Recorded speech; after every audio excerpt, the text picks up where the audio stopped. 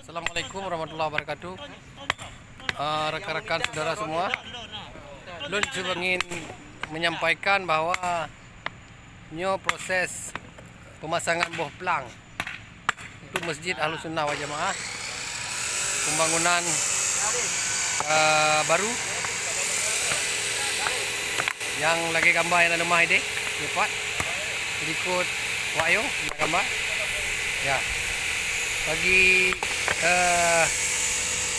masyarakat dan seluruh lapisan masyarakat yang ingin menyumbang, kamu menerima sumbangan dengan ikhlas. Nyo siagam ngope koplang.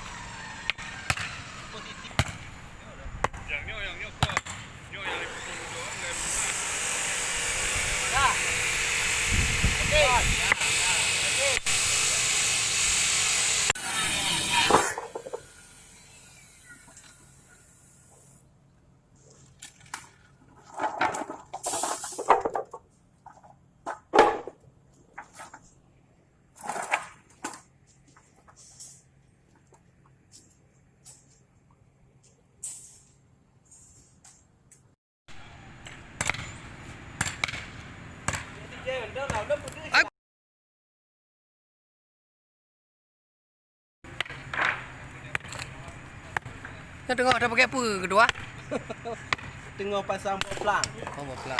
Pembangunan Masjid Ahlus Sunnah wal Jamaah Desa Jambu Manyang.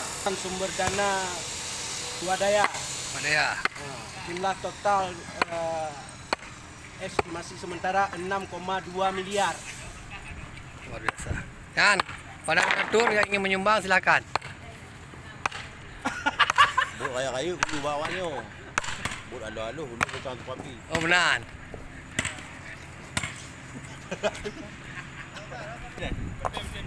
Yang kapas kau je belum ah? Yang ini, pelang itu langi lah. Ada perjanjian dulu, tanya ke langi apa? Upai. Ya ni. Yo aku kena nak. Silang i deh. Mati yang dalam tambung lah. Silang kena deh.